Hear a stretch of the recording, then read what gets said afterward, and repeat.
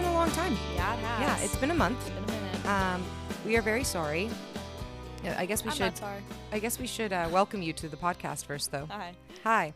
This is Where You Lead, a Gilmore Girls Countdown podcast. I'm Cassie. I'm the mommy. I'm Zoe. I'm the daughter. And we're just very happy to finally be back. Again, we are sorry. It's the Christmas season. Things It's been got busy. I work Zoe's weekends job now. got busy. Yeah. And it just ran away from us. So we have a holiday feature coming at you right now.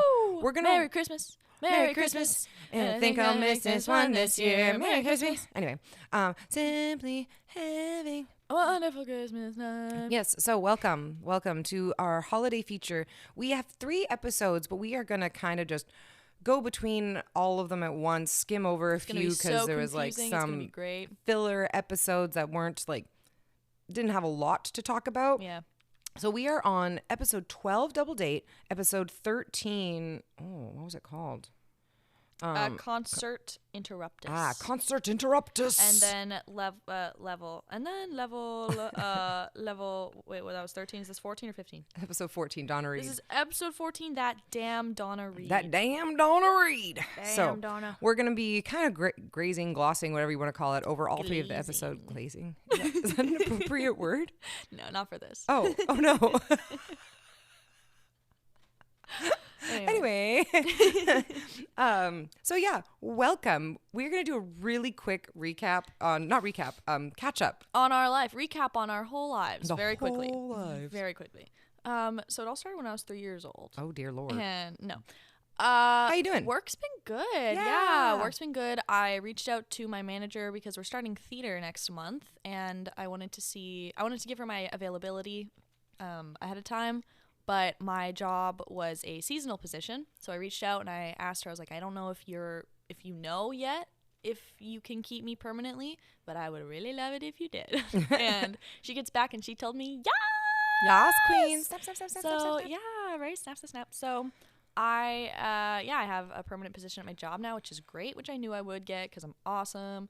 But that was awesome. And then I started seeing my therapist again after a year of not seeing her. Yay, which is Janessa. very cool. Yeah, shout out Janessa. She's the best. And that's going to be really great because my whole ex-relationship was so messy.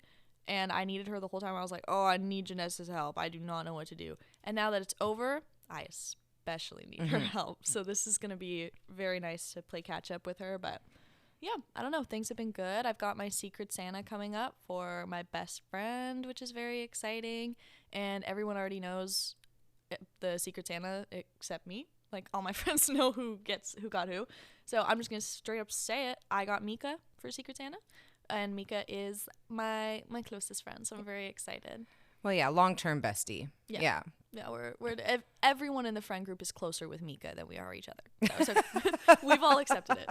But yeah, I'm very excited. I've got lots of fancy gifts. I spent way too much money on everybody, but I wish I spent more. So I don't know. Christmas is going to be absolutely stellar. What about you, Mama? Yeah, our family is kind of for Christmas consumerism's final boss. We will admit it. We are gift givers. Yeah. Giving gifts is our love language. We're not quite the final boss because we don't tend to get a lot of single-use products. That's true. That is very true. We get practical and useful We try to give useful gifts, very thoughtful gifts.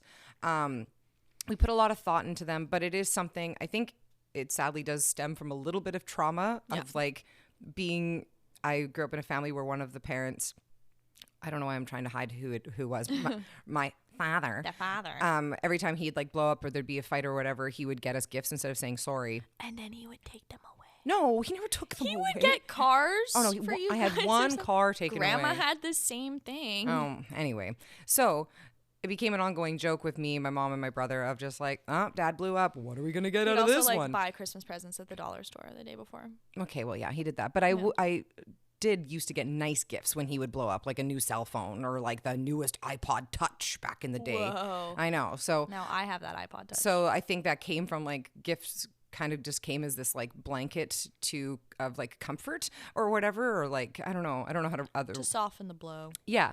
So I think it stems from there, but now it's grown into something like obviously a lot more beautiful and from the heart. And our whole family is like a little extreme. We keep saying we're going to cut back. We're going to cut back. And we do, but the tree is still like 5 feet up, 5 feet out of presents Christmas morning. However, there's a lot of us. 5 feet up of Christmas presents. It's crazy. It's not quite that bad. It's not 5 feet up. It's like a foot and a half. And there's a lot of us. There's 6 adults and now 2 kids. And a little baby. Yeah, Zoe managed to make it to almost graduation with being the only child. And now there's a child. I'm so excited. He's so cute. My little nephew Silas.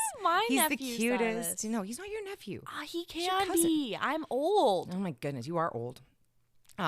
Anyway, so yeah, that's just our little spiel on Christmas. So we're very excited about giving her gifts. But as for me, I've been good. I've been obviously a little stressed with the holiday season as it goes. Busy. But I got some good news at work when it came to like vacation time and various things, which was nice. Tell me about that. Originally, because I was a temporary position where I've been, even though I was full time there, I only get to use my vacation time after I've been a permanent for 6 months. Got it. But I became a permanent in September, which means I couldn't use my vacation pay over Christmas. Oh. And I was like, I was kind of counting on the 5 days I've accrued to use it. So my boss was really nice. She went to bat for me with the financial people and was like, hey, she's been at the same place for a year. Can we move that start date? And they did. So I was able to use my vacation pay. That's really which cool. is really cool. So that took a stress off. I've also been completely obsessed with a new hockey show. Oh my God. I'm not going to talk about it because most of the people that listen to this are people I don't want to know. And it's inappropriate. It's queer it's and it's lovely. And I did get my friend into it for you. So that's been a new fun obsession because I do not know how to hyperfixate on anything normally. Rivalry. You're the worst. It's called Heated Rivalry. And I'm disowning you. And your Christmas gifts are going in the trash. It's one of those books where the cover is like that Anyway, so life's been pretty good, just busy. We went to the PWHL game last night. Our women's Vancouver team, the Golden Eyes, they lost, but it was still really cool. They lost? No one told me that. Well, they were playing the best team in the league. Shoot, I bet on them. Oh yeah? Lost thousands of dollars. Thousands. But it was really cool going to support women's team, and it's really neat hearing women's names said across the arena when they score. It's like Sophie, Monica Lewinsky. No, what? Why? Just the lead chick name that came up in my mind. The only chick name. The only one that came up. Monica Lewinsky. All right. Anyways, so I did that, and I've got nothing else to say. We should move on. Yeah, let's get into this. So, I don't have recaps. You know what? That's fine. That's okay. We're gonna be fine. First We're episode. doing fine. We have Double Date episode 12. Basically, Lane asks Rory to go on a double date with her and Dean's best friend Todd. Yes, and Suki forces Laura into a double date with her and Jackson and his weird incel cousin Rune. Neither one goes positively, and Lane's date ends with her grounded. That basically recaps that. Yeah. Well, I mean, Suki's date goes positively. Well, at with the end. Jackson, At the end, yeah. Yeah. Okay. So how do we want to go over this? I don't know. It's kind of like a whatever episode. In this episode, we find out that Lorelai started going to business school. Oh, yeah. No, we've known that the whole time. No, we have not. Yes, we have. No, we have not, because Zoe didn't. Well, Zoe doesn't pay attention half the time. Remember George Richard? Oh, actually, speaking of that, we should shout out to Michaela. Shout out to Michaela. I've got a mug here with my coffee in it, and it's a photo of Richard, and it says George. Yep. Shout out to Michaela. Thank we you love so you. much, Thank you. Michaela. It's like I the love best it. gift ever. So cute. Yeah, so no, we've always known that she's been working her way through school so that she can own her own inn. Well, I watched Rory kiss Dean in a way where she engulfed his entire face, and it looked horrible. Kisses look so bad. She does not Dean looks like a good kisser. She looks like a bad kisser. I did like that they looked like they were kissing as teenagers, though. That was kind of nice. I've been great kisser since day one. Okay, I don't that's know good. I'm so proud of you. I'm just saying.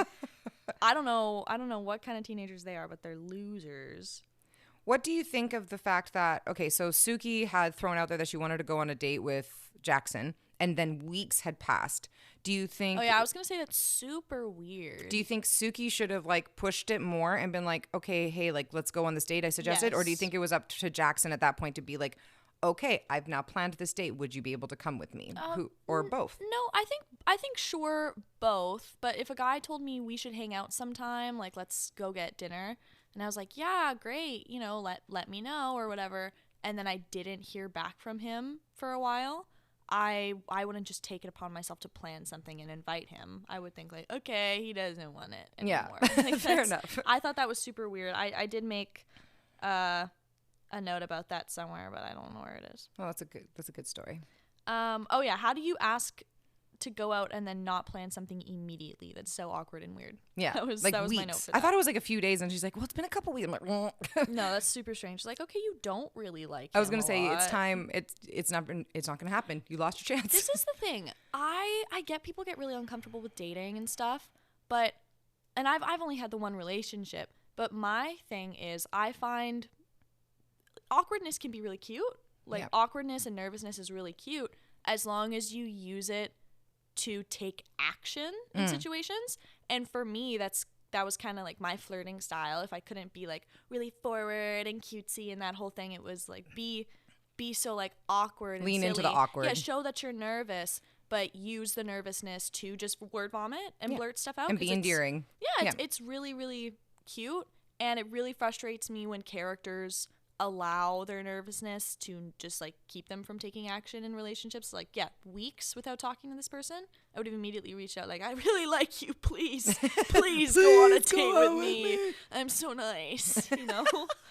Like, it's sweet, it's cute. I'd be pissed off if someone asked me to go out and I didn't hear back. Yeah, the awkwardness of their relationship, actually, like the beginning parts of it, actually really bothered me. It's like, you guys are two grown ass adults. Act like adults. You're not 22. You're in your 30s. Well, that's Suki's thing, though. She's very childish. I'm not a fan of it.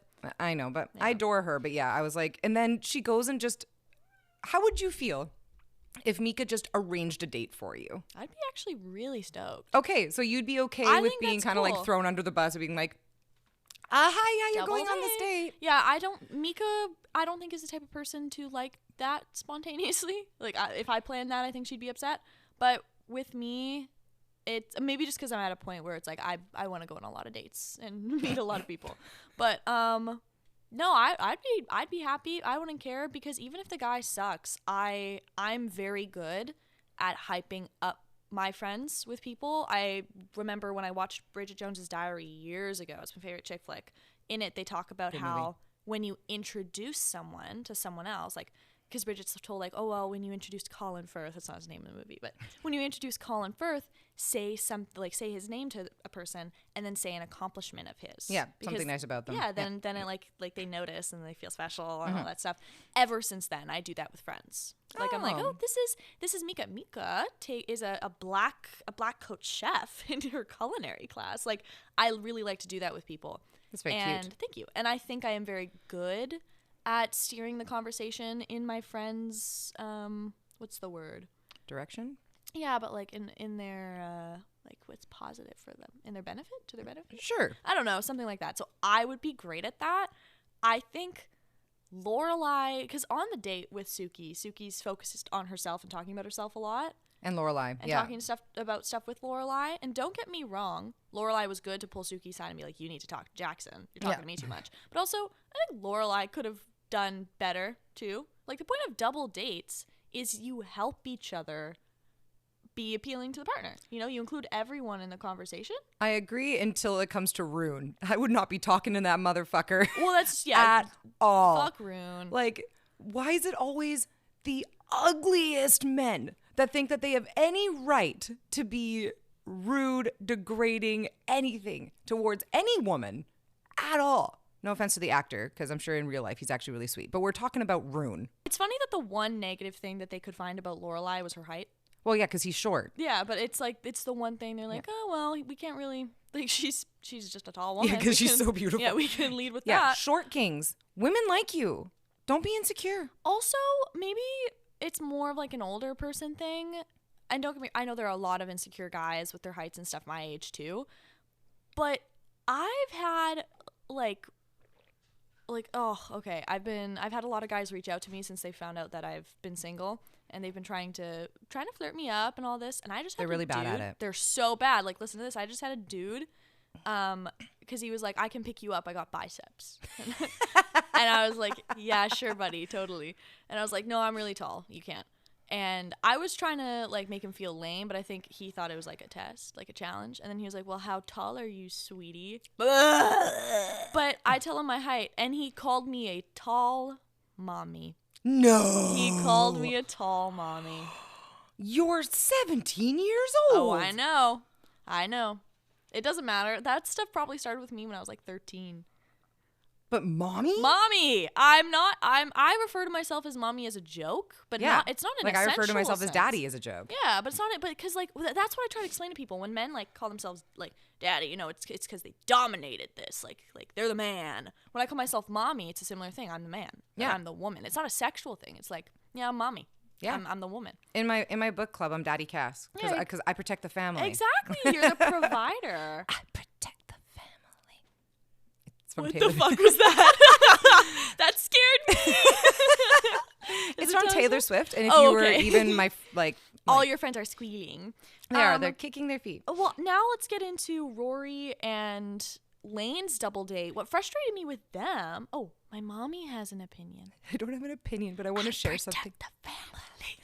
I wanted to share. There was one really stupid scene where they're about to go on their date, and Suki comes running down the stairs, and she forgot her coat upstairs, and Laura's like, "Don't worry, I got you," and she goes and gets the scrawniest, most spindly-looking scarf and wraps Suki in it, and they're like, "Oh, yes, that was everything you needed," and I'm like, why the fuck didn't Laura just go upstairs and get the coat? Yeah. Okay. Oh, it's because she said how she couldn't bring the coat because she put it on and then it was still attached to the coat hook.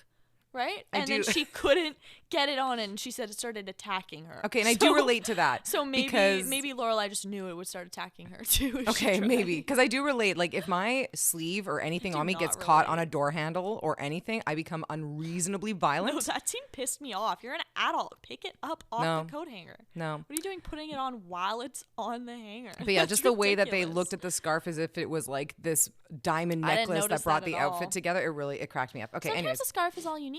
Yeah, okay, so on to the date between Rory and Lane and their guys.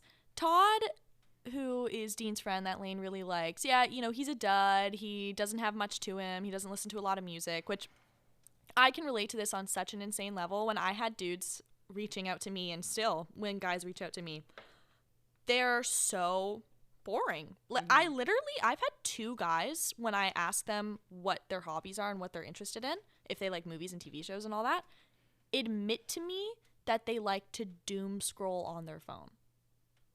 Like that's their hobby? Like that's one of their hobbies. That's so sad. The thing is, that's like, when I ask your hobbies, you tell me you go to the gym. You probably don't, but that's what you tell me. Like that's kind of what you do. You say your real hobbies, but then you act like you do these things constantly. Like when people ask me my hobbies, I'm like, I journal. Oh yeah, I journal. I journal about my feelings. I do ceramics, and it's like, how often do I do that? Not that often, but it's a hobby I'm interested in. I was gonna say, it's an interest. Yeah, you don't say doom scrolling on my phone. That's crazy. I don't say, oh, I like to drink every night till I'm blackout before bed. That is crazy, doom scrolling. Yeah. I really feel sorry for your generation. I was thinking about that the other day. Like, we were walking by the most amazing skate park. And obviously, it's not the season for skateboarding. Yeah. But I was thinking about Gary's been skateboarding. I mean, that's cool. Yeah, a lot of people do. There's indoor skate things around here. But I'm just saying, like, when I was growing up, skateboarding was huge. Yeah. And it was everywhere. And those skate parks were full. Mm-hmm. And even driving, like, in the nicer weather around a skate park, like the skate park locally. Skate park. Shut up. You're so mean to me. I don't like it. But even driving locally past the skate parks, they're not as full as they used to be. And I feel like guys your age aren't, not even just guys your age, like everybody is like, they find it harder to find hobbies. Boys. Yeah, only boys. The B in the board stands for boys. The B in board. Or else it would be skateboard. Skateboard. What are you on crack? That's funny. Do people on crack up? Oh, crack. That's crack what jokes. Crack jokes. Crack jokes. There actually is, so one of my friends, Garrison, he skateboards a lot, and now that it's winter, there are a lot of indoor skate things. So, for example, up at Camp Karis, you remember the gym that we would go through for sign up for camp? That is full. Like every Thursday he goes, and he sends me videos of him and his friends skating and stuff, and it's full. Okay, so maybe I'm just old and not in the world anymore. Yeah, you have to. Because I'm Fair not enough. in the world either, and I guess you just kind of have to be more involved in that. Obviously, because so many people, like those guys that I talked to, sadly, they're very on their phones all the time. So if they weren't, there would probably be many more people skateboarding. There'd probably be a But lot more. there are a lot of skateboarders around here, especially female skateboarders. Which That's is cool. really cool. That is cool. But I definitely think because it's winter time, you know, they have so many holes in their jeans, it just gets too cold. Yeah. Yeah. It's so chilly. But yeah, my thing. Can I say the thing I've been trying to say about Lorelai's Lorelai's date with Lorelai's Dean with date. with date. It's Rory as well. No, yeah. Well, full name Lorelai. Full name Lorelai. Full legal name. Am I not wrong about Just that? say your opinion, you annoying child. Why when we first see them go on their double date, they're in line for a movie, and Rory is like 2 people in front of Lane and Todd. To give them their space. No. Oh, You see, okay. I don't think that's not normal double date high school behavior. I don't like that at all. It's the beginning of the date. That's the time where there should not be as much space because you both, like Dean knows his friend better. Rory knows Lane better. When they are setting 2 of their friends up, you know what's great? You're in line for the movie. Awesome opportunity to talk as a group. I think that's so important. They should be talking as a group. That's weird. The conversation with Lane and them was so awkward. Yeah, and it's it was. normal for people to be nervous. As your friends, especially people who've been in a relationship for a while, you got to be like, oh, well, Lane's really into this. And I think it is good to show the conversations between you and your friend as well. Like, you don't just need to focus on him. Joke around with Rory a little bit. I think that's a good sign. It gets you comfortable, and it's attractive to watch someone's dynamic with their friend. Like, Suki did it too much. She was focusing on Lorelai because she was nervous about the Jackson thing. But I don't know, double dates, it's like you have a crutch. You have something to lean on. Yeah. And it was, like, just super weird. Like, why are you guys standing so far away from each other? Especially Dean. He knows his friend's a bum. Yeah. Like, you got to help a brother out. On one of my first parties I went to out here when we moved, I was talking just to this one guy, Jack, just a normal conversation. And all of his friends were coming up like, dude, this guy lent me $1 million. Did you guys know that he has a boat in the Poconos? Like, they were coming up and they were like hyping him up. Like, dude, they would say like really gross things too. Okay. But they were hyping this guy up as much as they could. It's like, sure, all those things are lies, but it was cute watching how much his friends were. They cared enough about him to even go and just make something up. Caring, yeah, that like, is really they cute. were trying. I thought it was really, really sweet. Actually, a lot of dudes around here do that for their friends. Oh, that's nice. It's sweet, and yeah, that really bothered me. Rory needs to freaking step up. Just another way that she has failed Lane. Oh, yeah. Yeah, that's my opinion on that. She is the worst friend. Yeah. So I think we can probably get ourselves wrapping up this episode so we can get into the other 2 because I think we have more notes on those ones as well. What is you said you had a final question to me earlier. Would you have lied to another mom for me if she was as strict as Lane? So for some context, Lane's mom, she's very strict. And she only wants Lane to go out with a Christian boy and someone who ideally is trying to become a doctor. She wants to like interview the guy beforehand. So Rory and Lane lied to the mom about what they were doing. And they lied to Lorelai as well because Rory didn't feel that Lorelai would lie to Lane's mom. And then Lane's mom, it kind of ends with Lane's mom having freaked out, grabbed Lane, grounded her for a little while. And Lorelai had to just talk a little bit of sense into Lane's mom about how, like teenagers, they talk to people, they go on double dates and that whole thing. And it did end up, I'm going to say props to Lane's mom. You don't expect her to be very receptive, especially because Lorelai's talking about getting knocked up in high school and all that. But Lane's mom, she does take it very well, and they end up having a really nice conversation. So would you have lied to say Mika's mom if Mika's mom was very strict like that? So when I was watching it, I actually was trying to think of what I would do. And then I was really impressed by how Lorelai responded to Rory when Rory asked about it. Me too. Where she just said that Lane's mom is her parent and has every right to parent her the way she sees fit. Yeah. It was the first time in a while we've seen Lorelai actually show that she is a parent. Yeah, I think all 3 of these episodes, I found we finally got competent Lorelai back. And you don't think so? I have a big contradiction because of this episode with her. But I agree. With what you're saying. But we'll come back to it. I really appreciated her going to Lane's mom. Yeah. And allowing Lane's mom to insult her. Yeah. And being like, yeah, you're right.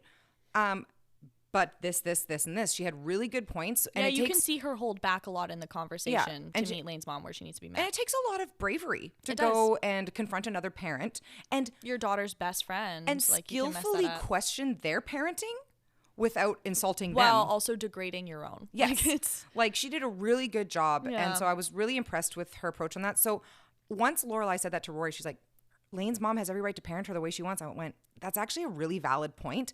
I think I would lie if a parent was abusive. And I would argue that some of Lane's parenting is borderline abusive. Yeah.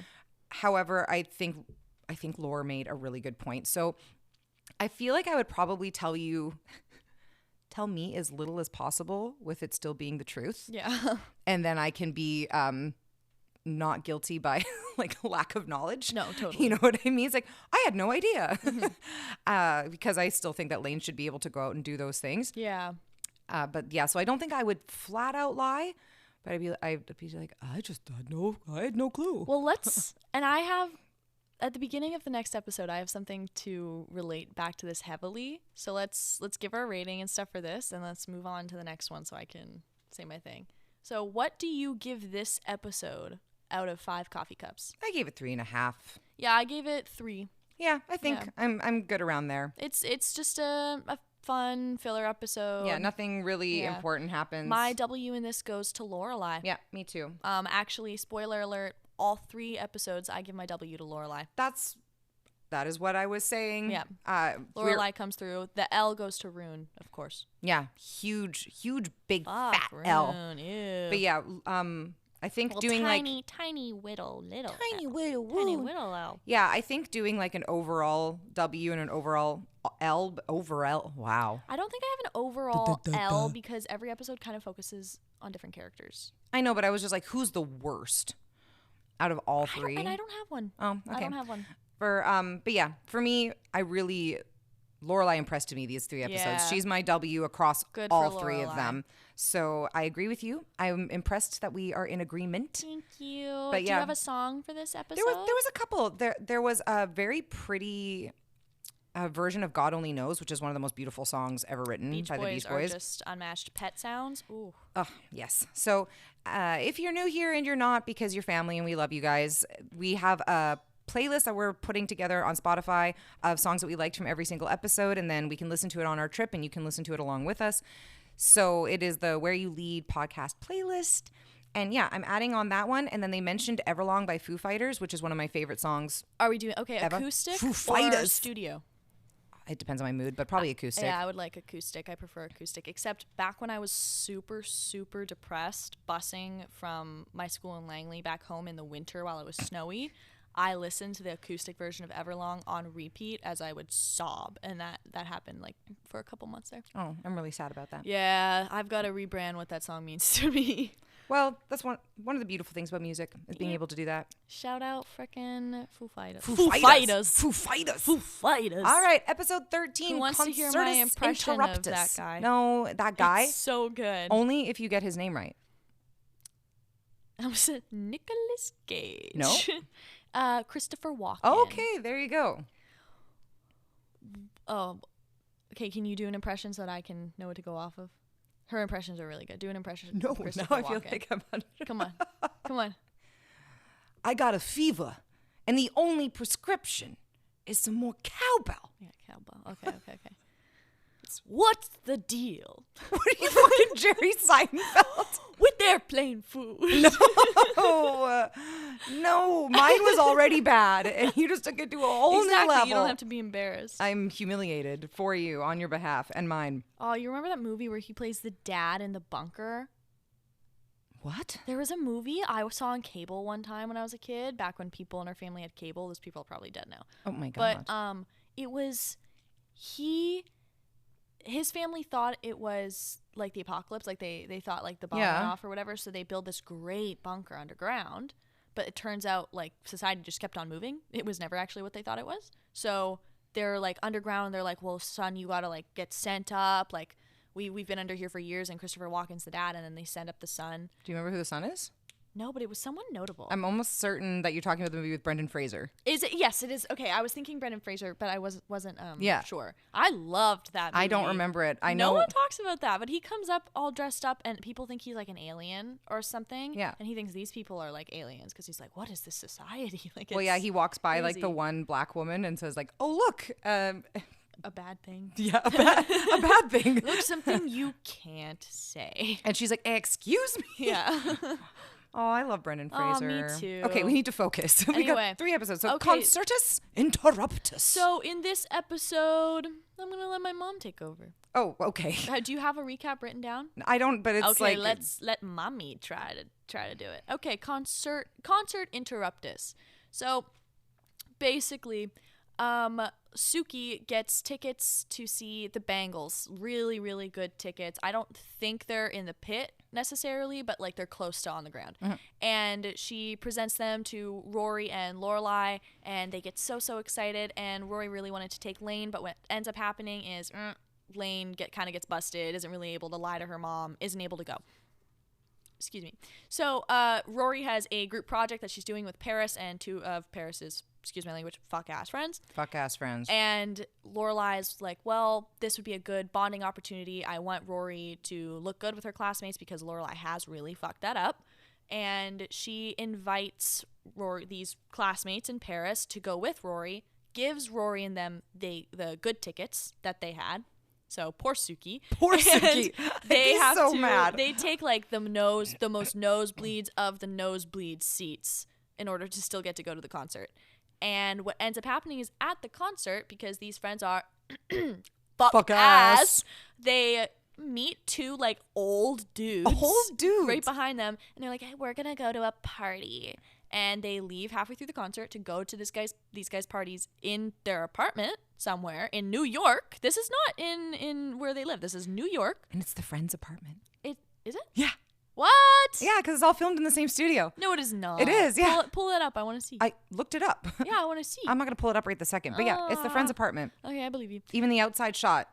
I didn't see that. Anyway, and they go, and then after the concert, because they're dumb and they waited till after the concert to tell Lorelai, they're like, oh, they left. So Lorelai shows up, tells these guys off, tells off the fuck-out girls, and then episode freaking ends. Yep. Yeah. All along this time, too, though, there is a rubbish sale? The sale. What were they calling it? Oh, I forget. Yeah, they were having like a big sale. Like a big thrifting sale. They were letting this lady like Luke pulls a fit because Lorelai's in his ex-girlfriend's jacket, and that's all happening along the same time as this. Lorelai starts to feel kind of jealous because she realizes like, oh, Luke's been in love before. How dare he love someone before me? Okay, but no, like, yeah. that's so real. Like, how dare you be in love before me? If David ever brings up his ex, I'm like, excuse me? There was somebody before me? I'm sorry, you came into existence the day I found you on Tinder. Exactly. And never before. No, I'm just kidding. My ex was still in love with his ex like the entire relationship. So oh my goodness. How dare you? But yeah, so that's the entire episode in a nutshell. Yeah.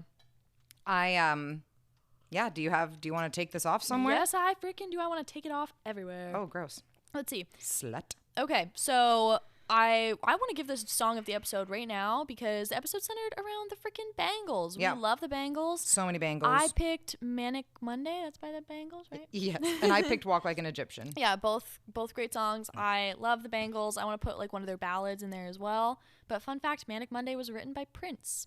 Oh, yeah. Yeah, Prince has written a ton of songs for other artists. And yeah, Manic Monday was one of them. So yeah, that's pretty cool. The freaking Bangles. And the Bangles are in this episode. You watch them sing and perform, which is crazy. Oh, yeah. Yeah. And they're like, I didn't expect to actually see them. And it's a whole girl band, which is like super sick. Yeah, which you already know if you know the Bangles, but it's just cool to see we it. We don't have babies watching this, Mom. I'm so sorry. Babies. I mean, Miley's a baby. Hi, Miley. So this is my contradiction that I want to point out. Lorelai was completely comfortable, and she was helping Rory and Lane come up with a lie to tell Lane's mom to get Lane to go to the concert. This concert is in New York. They're taking the Lane out of, I'm guessing, like I don't know, city. I don't know American places. It's out of the state. Whatever it is, yeah. Is it out of the state? It's out of the state. Yeah. Okay, they're taking Lane out of the state to a rock concert, and Lorelai, after making a big stink about not lying to Lane's mom, just is suddenly like, no, that's okay. Yeah, no, that's a good point. Let's not say maybe it's because she's like, else. I learned from this lesson. It did not go well. I think it's just because this serves her better. It's 100%. like she wasn't going on that double date. She did not care, but this is her concert. She wants to go. She's so comfortable lying to the mom. She was gonna go whether Lane could go or not. Yeah, I know. I'm just saying she's trying to make it work, and I think that's a pretty big contradiction. It's just interesting to have that literally directly it is after really funny. that episode. I didn't even pick up on that. Good catch. Good catch. That's nuts. And we already touched on the fact that, first of all, I'm telling you now, I will never give up my good seats for you and your friends. No, that's unbelievable. And to do that without talking to Suki, who got you the tickets. Oh my gosh. Crazy. I'd be so, and Suki was so okay with it. And it's just, it goes to show, we talk about it a lot, but how entitled the Gilmore Girls are. Mm-hmm. They're so entitled. Everything revolves around them and what they want to do. Also, didn't you find it kind of like, Lorelai didn't seem excited about the tickets when she was presented with them. Like, Suki came in so excited, and Lorelai seemed almost like, I kept waiting for her to be like, oh, I actually have plans, but I don't want to tell Suki. Like, I felt like there was supposed to be something that came up. She just didn't act it in a way that felt believable. I didn't get that. I felt, because she brought up like how much she loved the Bangles, and that was like a big band that she listened to through high school. Yeah, but so acting-wise, it didn't come across that way. I thought she seemed excited, but it's interesting that you caught that. Really quick, nobody should ever put me in charge of a rummage sale. No. I will take home everything. You will take that. She really reminded me of you. Yeah, I would take home everything. And that jacket, she was right to pull that jacket. With Rory meeting up with the girls in her house because they had no other place that they could study because their parents are all freaks of nature. It's crazy. They're all doing something nuts in their free time. So they go over to Rory and Lorelai's. And I loved the little girl talk that was going on between Rory and the other two girls. Yeah. Paris was being a bitch before they became fuck ass. Yeah, before they became fuck ass. But Paris was, being a grumpy puss, as she does. Love her. She's the best. And the other girls were having a good time. They were bonding with Rory. I really liked it. I personally would not. I get why Lorelai offered to take them to the concert. And I can see you possibly presenting that to me. However, these girls have been awful to Rory, and Lorelai knows that. And I think as a mom, as much as it's like, oh, well, I want my kid to have an in with these people, I would not want her, because that's just a way of taking advantage of Rory. That's another way for these people to take advantage of her. I would have been rubbing the concert in their faces. Yeah, exactly. I mean, like, yeah, we're going. We've got really good seats. We got really good seats. Yeah, it's really too bad you guys weren't able to go. Yeah, it sucks you have to spend all night studying. Yeah, it sucks that your parents don't love you enough to take you to cool concerts and do things together. Exactly. Like, that would be my approach, but I'm petty. Because those girls are really, really I am petty. mean. Yeah. Yeah, I'm very petty. So that bugged me. Yeah, and that moves on. Poor Suki losing her tickets. Yeah. That sucks.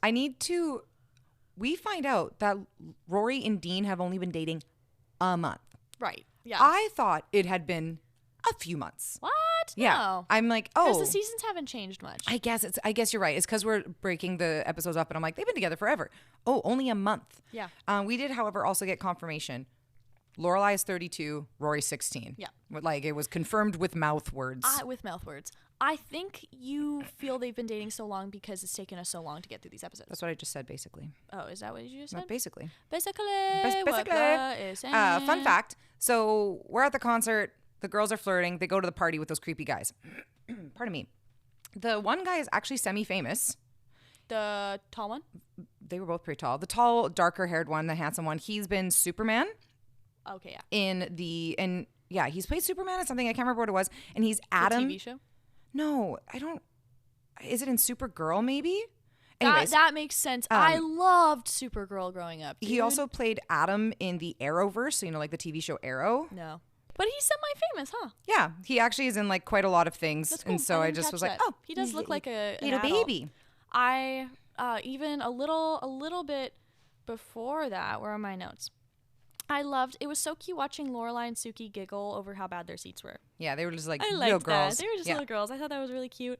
And then I loved how Rory and Paris were laughing at the other girls flirting with the guys. I thought that was cute, Yeah, too. I loved Rory and Paris in this. I liked starting to see their relationship blossom and bond a little bit more because I do love their friendship later. And as much as I don't think Rory deserves it. No, Rory doesn't deserve anything. Because look at Paris's character growth that she will have eventually. And then look at Rory's. It's a character decline, I should say. One of my favorite lines once they go looking for the girls in the apartment building is when they knock on the one lady's door and she opens it and she goes, "I don't talk to anybody. People annoy me." Yeah, that was funny. Like, that is me. Her. Yes, that's unbelievable.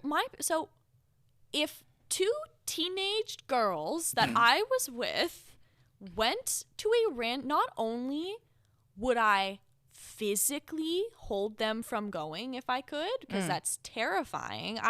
Call me lame. I'm that kind of person. You're 16 years old, two old men in a city I don't even know if you've ever been to. Yeah. Right? They're trying to take you to a party in the middle of a concert. I'd be grabbing your arm like, no, you're not going. Are you insane? I'm not letting you go. And if they went, I would immediately go tell my mom. I gave Rory my L in this episode for that, Rory and Paris, because that is so unbelievably dangerous. By the end of that concert, those girls could have been dead. They could have been drugged. They could have died. They could have been assaulted. The first thing I would have done would be to come and get you. Yeah. Like, that's so scary. I know this is just a TV show. It's just for funnies. No, you're totally right. That is such a serious situation that should not have waited to the end of the concert. And if you found out that I waited the whole rest of the concert to tell you that my friends dipped in the middle with two random guys, you would have been livid at me. Yeah. It's crazy behavior, especially during an era where there was barely cell phones. Yeah. Like they were just starting to be a thing. They had no idea where those guys were going. Like, that's I guess so like scary. Maybe it lacked the sense of urgency because Paris wasn't caring and Paris was like, they do this all the time. So maybe that's where it kind of stemmed from. But no, I completely agree with you. That's such a serious situation. Shout out to Lorelai because again, she takes my W. She went on the that hunt. Shit. She found them. She insulted the men. She should have probably punched them in the face. Because she made the points I did. She's like, what's in their cups? Because I know for sure that's not apple juice. Like, they're giving these underage girls, and these are older guys, they're giving these underage girls alcohol. And then Lorelai had no problem telling the two little rich bitches off. Absolutely. And saying, she's like, oh, and I'm going to have so much fun telling your parents. Yeah. Like, did she tell off Rory in Paris? I don't think she did. Don't think she really did. I think she kind of did at the concert going like, why didn't you tell me sooner? Yeah. But yeah, so she gets my win again.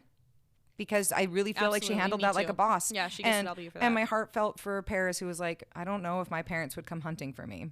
Yeah. Like, my poor girl Paris. Poor Paris. But yeah, I think that kind of wraps that one up. Yeah. I give that one. I give that a 3 out of 5 again.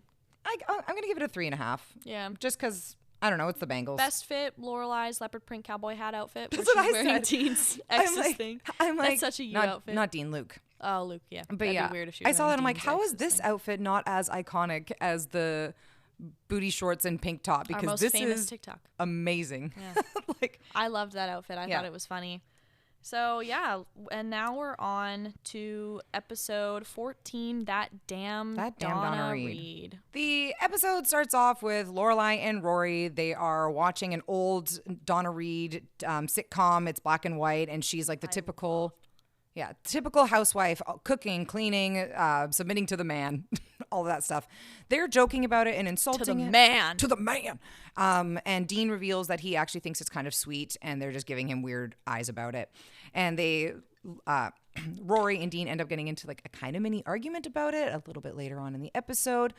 And all while this is happening, Lorelai is flirting the heck up with Luke, denying it the entire time, convincing him to repaint his diner. It's not fun. I don't get that dynamic. You can go all into like, her little fears of maybe getting close to someone where she knows it could possibly be serious and all that, whatever. I don't want to get into it like that. On a surface level, it is not fun to act like you don't like someone you like. It is so like you're supposed to get giggly when talking about it and reminisce with friends. And why was she fine with Max Medina, but then with Luke, she's like, "Argh." You are jumping through hoops to get with a guy who, and don't get me wrong, I know she had her things where she didn't really want to see him because she was worried about Rory, but she made out with him at her school. Yeah. She did some insane shit to get to see this guy who is no longer around. We haven't seen him in a while. No.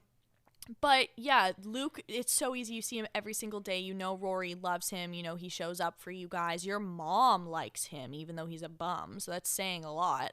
And you still can't admit on any level that you're interested in this dude. Yeah. That's unbelievable. I know. It's ridiculous. We don't need to give a full recap because we're going to go over everything as we get through it. The one thing I want to talk about is in the very beginning of the episode when they're sitting down at Luke's diner, Rory thinks that her eye hurting is a tumor. Yeah, And that's me. It made me think of you. That's She's me. like, so are you sure it's not a tumor? And I just thought that was like, oh, that's Zoe. No, it's the truth. I will say in this episode, their neighbors, what is it, Babette, and whatever the guy is, the tall dude, they get a new cat. And Rory also has a chicklet that she has to watch for a month for a school project. So Yes. those are also two side plots where Luke, But they're very important. Luke and Lorelai spend a lot of the episode taking care of this chick and looking around the house for the chick and all that. And Rory plays house at Babette's. Yeah, she gets and goes to into house the it. Donna Reed housewife format to try and impress Dean after Yeah. he expressed that he thought that seemed nice. Yeah. I want to touch on Babette really quick because I just want to do a little RIP to She died? no, she didn't die. Oh, the dude died. Yes, Rob Reiner died, and it was like extremely tragic. Sorry. Is she related to him? No, I'm gonna get there. Oh, okay. Zoe's young and doesn't know things, but Hey, I know he did Spinal Tap. he starred in All in the Family, Right. with oh my gosh, I'm drawing blanks on her name. Sally Struthers, sorry. So they starred for a very long time. They were married in that show, so they would have been very, very close. And it's quite a tragic loss, the way that happened, how the response from Horrible. the administration, but that is all we will get into, was just horrific. And I just, rest in peace, Rob Reiner. There's so much comedy that we would not have gotten if not for Spinal Tap. Love Princess And- Bride. What? He did the Princess Bride, no? No? Yes, he did. Who is he in The Princess No, Bride? he did the Princess Bride. He's the director? He made the Princess Bride. Yeah, Rob Reiner directed the Princess Bride. You didn't know that was one of his movies? Fuck off. Yes, Mom. That's my thing. Spinal Tap and Princess Bride are like the big ones. Look at the director, Rob Reiner. What? Yes, that's What? This is the thing. It influential. Changed my life. Yes, that's what I was trying. I thought you knew this. I did not. I know. Like when you said comedy and you're like, Spinal Tap. I'm like, what? That's the first one you think of? You know what? I'm impressed, kid. I Yeah. had no idea. Well, I knew something she did. I just made fun of you for being young. Yeah, and I knew that he did one Wow. of your favorite movies. Literally. Oh my gosh. Yeah. Rob Reiner, dude. No, he's If that you're guy. listening somewhere, man, I did not know your complete Well, game. doesn't that and that make- is so sad. But it makes so much sense. It was sad before. Like but that's his kind of yeah. style of thing. Wow. Yeah. Oh my gosh. Anyways, so just because with Babette being prominent in the episode, I really want to, I and was also so just because embarrassed. You made me. I was like, oh my god. I'm so sorry, I'm the worst mom. No, it's okay. I Anyway. forgive you for this one thing. I feel like we kind of know what the main question of the episode, and so I wanted to ask you about it, is how do you feel about Rory kind of like having this stance that she had, and then Dean having an opposing stance to it, so then she goes and embraces it? And let's talk about housewife dynamic and everything, because Yeah. let's get into it a little bit. Yeah, I have. Okay, well, I want to say a few quotes first 'Kay. from this. So, when Rory is arguing with him on the street and defending, like, I don't know, like women's rights, he says, "Well, you just feel that way because your mom feels that way." That kind of opinion really bothers me. It is a very stupid opinion. It's a very boy opinion. Like, Yeah. oh, you only think that because you've had someone in your life educate you on that. Yeah. That's dumb. That's not an argument. That's really Well, Dean stupid. sucks. And he says that Donna Reed wasn't real, so why are we even arguing about this? And she said, bar for bar, yes, Donna Reed wasn't real, but she represented millions of women who were. 100%. This is very important to me. This would be an immediate breakup. I know the times were a little bit different, but especially now, that's something where even if you kind of are a shitty dude, you know that the housewife thing isn't right. I would hope you know that whole representation of housewives in the 60s and all of that, like, that in itself was a very harmful dynamic.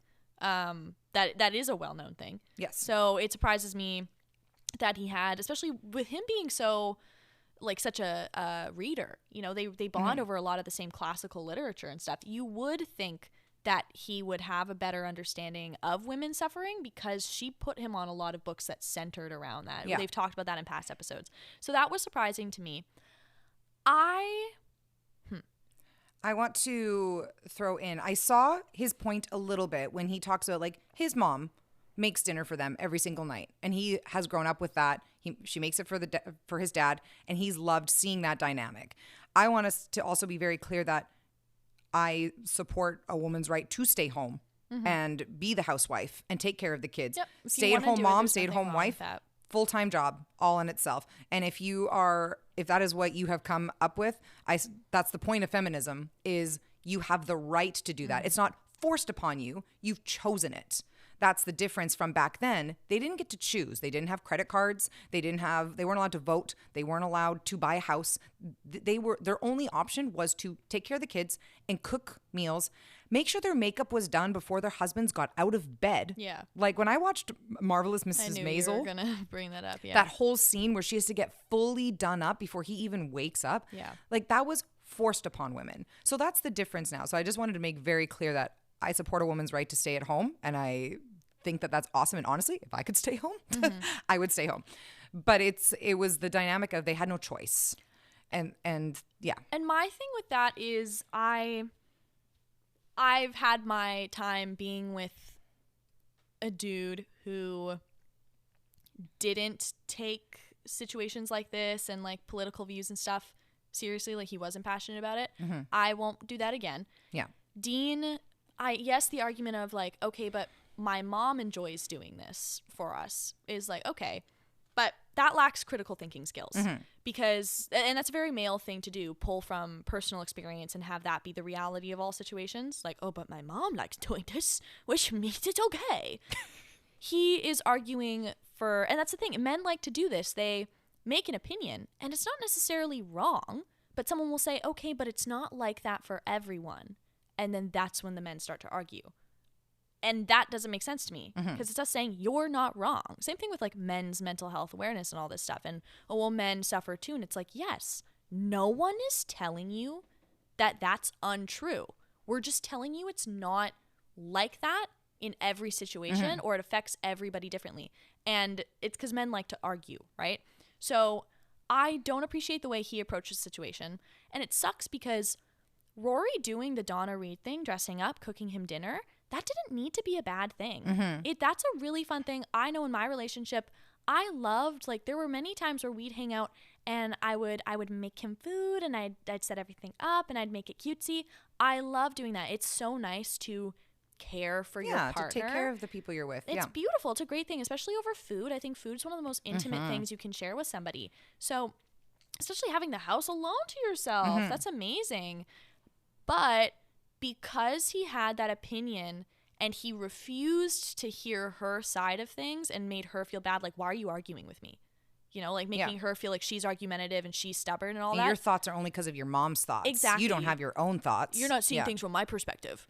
Because that's how that conversation went, this just looked like she was shooting herself in the foot. It felt like she was selling a bit of her soul. Yeah. That's exactly how I felt too, because I was like, this is actually really cute.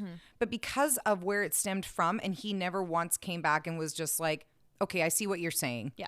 Because if he had even said that once, okay, I see what you're saying. Sorry, I didn't see that side. Please see what I'm saying. Then she went and did that. Then it would have been cute. Yeah. But this just felt like she was giving up her beliefs to make him feel better. Well, and it's very much a mother thing because he likes that dynamic with Donna Reed because of his mom. Yeah. And then it's her having to take on the role that he likes, which is his mom. Yeah. And that is all men just want their mom. Yeah, that is always what women end up having to do. Yeah.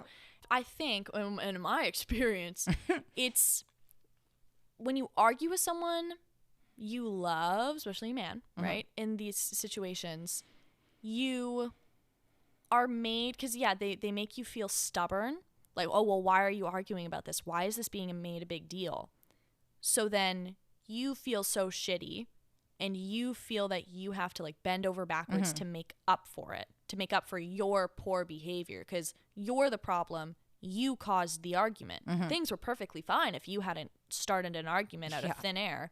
So that's what she did. She was like, oh, I need to make up for this and go above and beyond in a way he would not have done. No. He didn't make any effort. Like, he was like, he did try to apologize and be like, I didn't think you'd want to see me, like, with how the conversation and stuff went. And he kind of pitter-pattered around saying sorry. But he would not have set up a whole thing. I wrote in my notes. He should have made her dinner. Well, that's what I was going to say. I wrote in my notes, it would be really cute. And I think if this was done nowadays, it would have been him playing the quote-unquote housewife role. That would have been really cute. Yeah, like, he dresses up maybe like in an older suit or something. He makes her dinner. He's like, oh no, like, you're the man of the house. Like, you don't get to do the dishes or anything like that. Like, I think that would have been really cute, and had it been done today, that's probably the way they would have done it. And I think that's good because, and this is what I really noticed. It made me think of Full House and all these shows that I grew up watching that I loved. You don't tend to see men going to such great lengths in these things to make up for their shitty actions. Yeah. Like, it's that watching men do crazy, elaborate things that are genuinely meaningful to show the women that they very much do love them. You don't tend to see that. Maybe you see it in the way that they chase them to the airport and do that kind of stuff. But it's always last minute. Like, they realize I'm about to lose something. It's always a big, and it's usually like some big grand gesture that actually probably wouldn't have even needed to have happened if you had done all the little gestures. Exactly, if you had just shown up the entire time. And you don't see female characters doing that as much. No. They're the ones always showing up. So yeah, it made me feel bad for Rory because I've had situations in my relationship where I was made to feel bad for causing an argument or causing a fight because he would let one little thing ruin his whole day, his mood for the whole day, the whole week, the whole month. It would go out of control, and then I had to be responsible of mothering him. Like, I would literally, he'd sit in my lap like a baby, and I'd hold his head, his like face in my hands, be like, I'm so sorry, baby, like, you're my beautiful angel, you don't deserve any of this, the world's so hard for you. Barf. Yeah, bar for freaking bar. And I'd love to do that for someone who does not need it constantly and make me feel bad for it, you know? So yeah, that's my opinion on that. How do you feel about this whole thing? I think we discussed it. I think I discussed it. Yeah. I want to hear some opinions. No, I shared my opinions earlier. Okay, well, what do you think? Oh, one thing I loved. I expected when Lorelai and Rory both saw each other outside and Lorelai realized that Rory had Dean over, I expected, I was like, they're going to make it a big thing. Like, oh, Rory should have told Lorelai and this whole thing, which don't get me wrong. She should have. You should always tell, like, hey, my boyfriend's going to be over. We're going to be alone. When I had Mika's house alone to myself and Noah spent the night, I let my mom know. Yeah. Well, my mom actually suggested it because she didn't like me being home alone. But I'm glad it wasn't made a big deal. No. I'm glad Lorelai was like, I knew you were going to have your boyfriend over when you had a house to yourself. Yeah, like Dadoy. All she did was make fun of the fact that she was in a housewife. I think if I opened the door while spending a night alone with a guy at a house and you saw me in that outfit, I'd be a little concerned. I think you'd be very concerned. I'd be like, hey, come over here for a sec. Yeah, because something like, I know, like, we're role playing at 16. I know Lorelai probably expects it to have gone sexual. She kind of said that to Rory, but that definitely would have made me question if my kid was doing something inappropriate. Yeah, I think I probably would have. I wouldn't have cared about you having a boyfriend over to cook dinner and stuff for him, but if you came out in an outfit, I would have been like, that you should have probably front-loaded me with. Yeah. Because if you've just gone like, hey, you know what? I have this cute idea. I'm going to dress up all 50s or 40, whatever it is, and do this thing. I'd be like, that's super cute. Do that. And then I would know. But if you came out, I'd be like, yeah. Her outfit, I guess, also wasn't very sexy. No, it was super cute, the skirt actually. Could have been shorter and all that kind of stuff. Yeah, like if you came out in like a French maid. Yeah, that's what I was thinking. Like, I want to shift gears now to Luke and Lorelai. I don't have a whole lot to say about that. I just enjoyed their dynamic. It was just cute and funny. I wish that I knew that we didn't have to wait so long for them to like do something about that because it's so dumb. I actually only have a really funny thing to point out. Yay. So they're trying to paint his building, his diner, and they're starting to reminisce. He's like, oh, my dad loved this place, all this stuff. It used to be a hardware store. Yeah, it used to be a hardware store. Crazy. I didn't know that. But then he goes, you know what? I think somewhere there's an old order that he wrote on the building. And they're like, really? And they go to look for it. And it's massive. It's not this tiny little thing. Yeah. It's this huge, massive order that's right beside the door that he goes in and out of every single day. But they tried to act like he had no idea where this thing was. So I think that it's funny. He definitely knew. Okay. That's the joke there. That was because I caught that and I thought it was so cute because that's the joke. He's like, yeah, and I think somewhere, because she's like, really? And he's like, yeah, it might be over there. And she might be like, where? And then he says exactly where it might be. And then they go to it. So you think he was flirting? No, it wasn't even. The joke is he knows exactly where it is. Okay. And he looks at it like every day. And that's why he was able to show her exactly where it is. I was like, dudes, yeah. Could you have made it smaller and less it's obvious? It's a sweet thing. It's like, there might be. Yeah, maybe by the door. Yeah, maybe directly on the right side of the door. Oh, yeah, maybe okay. underneath the thing. Like, the joke is... It's a very sentimental thing for him. Oh, okay. I was like, what? No, that's funny. That shit's huge. Are you blind? Yeah, that's exactly. And I'm glad that they decided not to paint that too. Do they actually paint it in the next episode? I actually don't know. Is it going to be? But I do want to say my favorite line. I have two favorite lines of this episode, and the one is, "Grab your paint and grab your rollers, all you kids and all you bowlers." Yeah. Because she's like, "We'll sing the painting song." He's like, "There's a painting song," yeah. And then she sings That's it to funny. him. I thought that was really cute because that feels like something I would do. Yeah, awkwardly make up a song in a situation. And I do want to quickly say it was nice to get back to Emily and Richard. We haven't seen them in a few episodes. I said that. It's been a while. Finally, some mention. Normally, every episode, they're like, and Emily's calling me and giving me a hard time about this. But they were being really... It was just nice to see them again. And even though they're like so out to lunch in their privilege.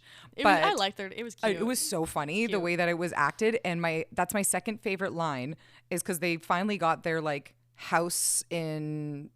I don't even remember, in somewhere nice that they always go in the spring because they can't go in the fall or vice versa. They lost their other house, so they bought a different one. But they only were able to get it because somebody died. Yeah, that was funny. And Lorelai says to them, "The two of you are going to hell." Yeah, I knew that would be one of And your they quotes. respond, "Well, at least we will be well rested." Yeah. No.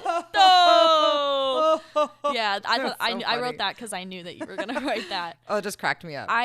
Going back a little bit before we move forward, one note I forgot that I had written that I liked was when Rory was talking about Dean and stuff, and Lorelai was asking like, "Is everything okay?" and everything. Mm-hmm. Rory lied about it, and oh my gosh, yeah, I know the feeling of having to lie about something your boyfriend said to make people like him more.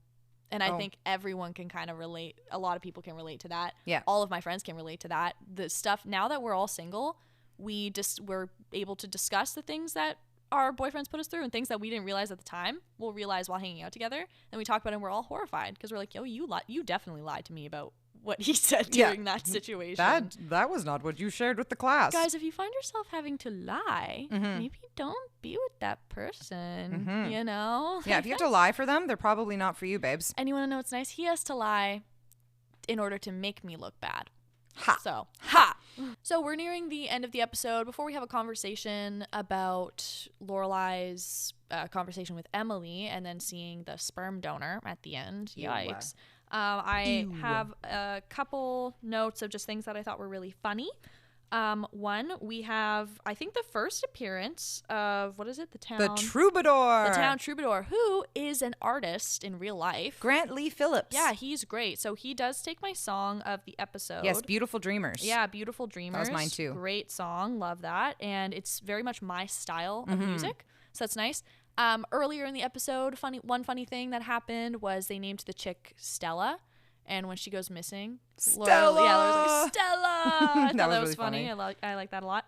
Then when Lorelai is talking to Suki at the inn about her thing with frickin' Luke, Suki says that Lorelai calling Luke and asking to come look for a chick sounds like code.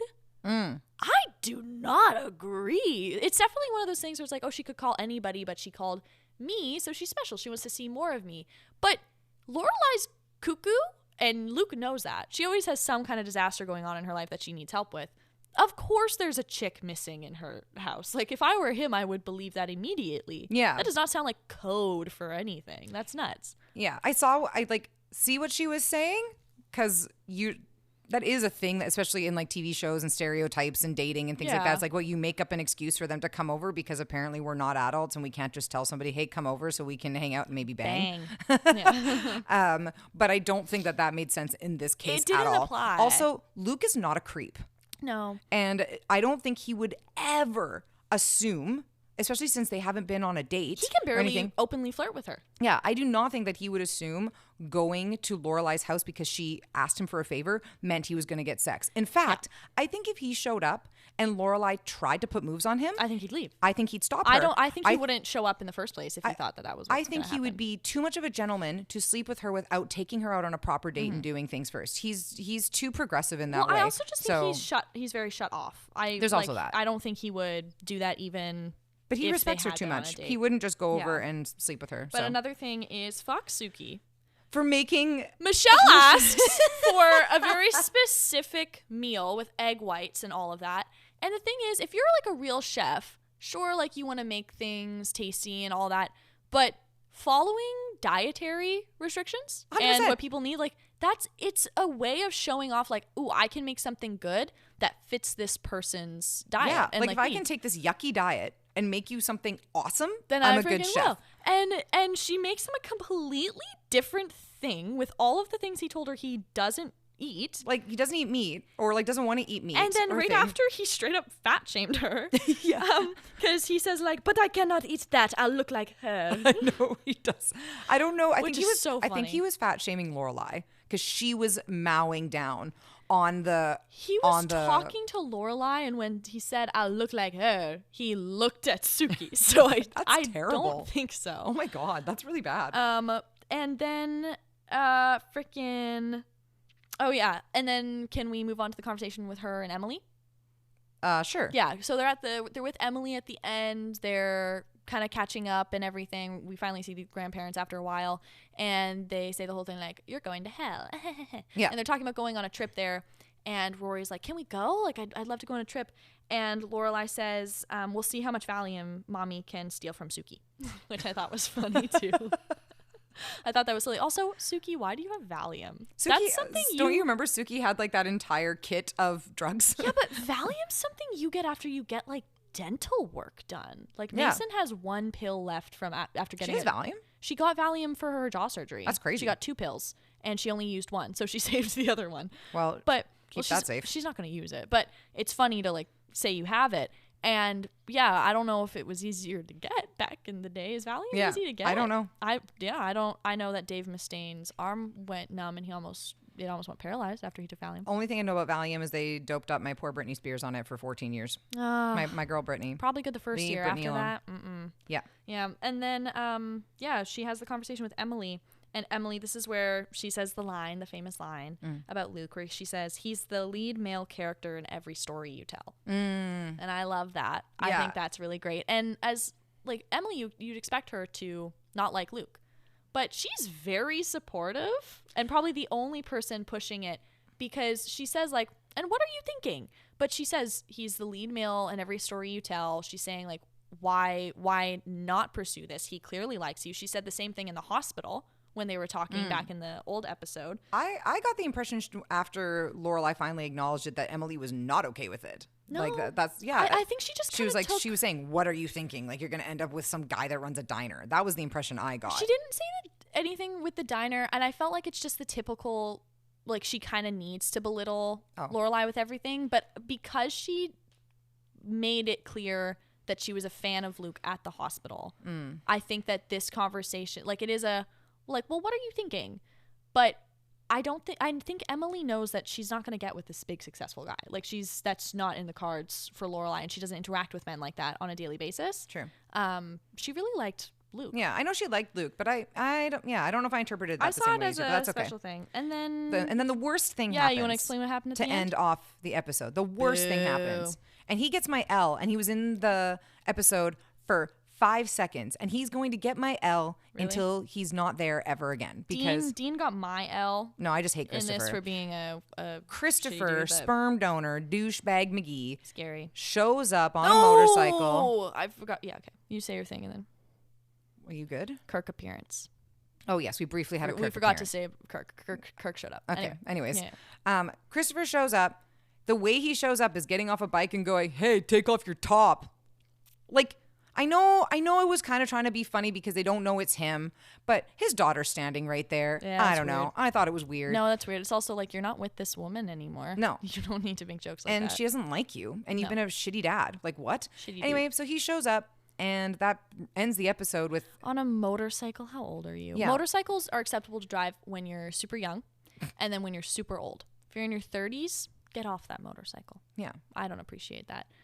I don't appreciate that one bit. Yeah, and then Lorelai doesn't want Rory getting on the bike. He argues with her. It's playful arguing, but still arguing until Rory finally gets on the bike. I don't know if I'd let you get on the bike.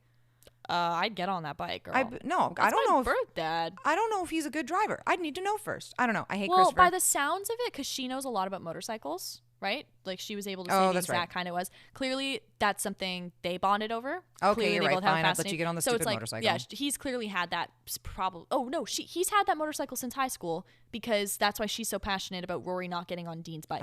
Right. Or he's had a motorcycle anyway. Yeah. What's really funny So- is when Rory gets onto the bike and they go and drive away, you can blatantly see it's not him driving the bike. Can you? I It's didn't a pick up stunt on that. double, and it doesn't even look remotely They couldn't find a like guy him. with a similar build. to him? Well, because the TVs were smaller, the quality wasn't as good as watching Yeah. it on like a big screen TV, but it just really made me laugh. But no, I hate Christopher. I hate his actor. He is hate a his actor, conservative mega piece of shit. We hate Shitty. him. Ew. And so, yeah, I didn't know his actor was anybody outside of this. well, he's a real person.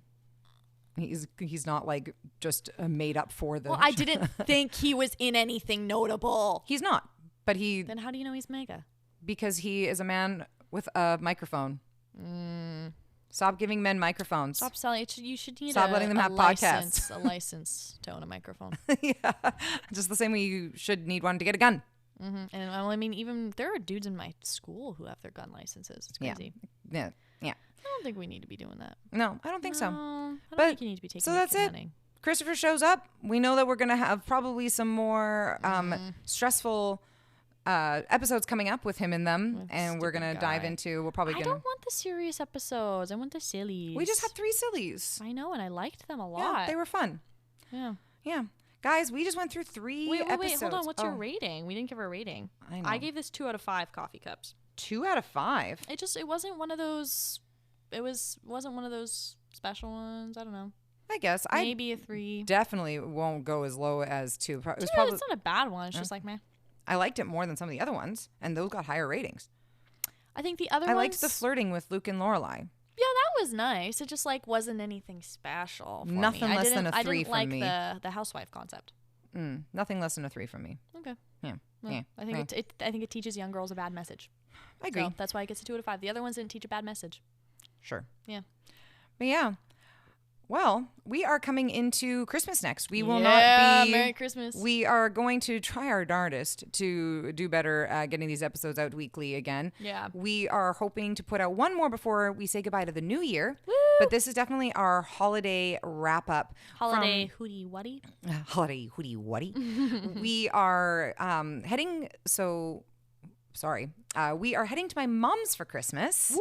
My mom has a beautiful, like, cabin-esque house in Lake And this is Cowichan on pretty the much island. our last year there. Possibly our last year there. We're very sad about that, and it's Yeah. gorgeous. It's such a beautiful home. It's the perfect place to spend Christmas. My mom. It's gonna snow it's and like- there's elk. It's like out of Pinterest. Yeah. It's so beautiful. So we can't wait to go Literally and spend out it of with family. Pinterest. They built it, and Grandma's obsessed with Pinterest.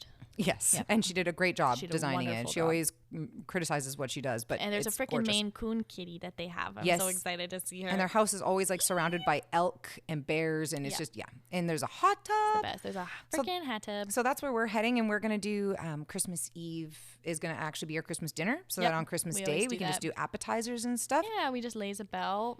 And I'm just really excited to spend it with so many people that I love. My brother and sister-in-law will be with us with their new baby. Oh, And so we're going to get to spoil the baby and get lots of cuddles. chips for Christmas. Yeah, but she gave me that responsibility. Okay, Zoe's just whispering irrelevant things to me. Not irrelevant. I know I'll forget it if I don't whisper it to you. Just so everybody knows, Zoe needs to bring chips. I haven't bought Christmas. chips yet. I forgot that I was given that which means I'm going to need to go now and buy chips. It's okay. Oh, yeah. It's just totally fine that I We'll get to do that. We'll go together. No. Why? Because I have other things I want to do with you today. Oh, so tomorrow you'll get them? I guess so. Are you going to print my photo tomorrow as well? Oh, my goodness. Thank you. Okay. Anyway. But that sums up our holiday special. Thank you for holding our hand through this hour and 15 minute long that was episode. It was chaotic. Yes, it was. It was fun. It was good.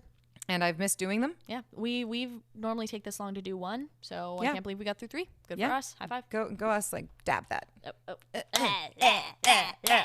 All right, that was embarrassing. I went for an extra one. And She doesn't deserve my extra one. That's really embarrassing.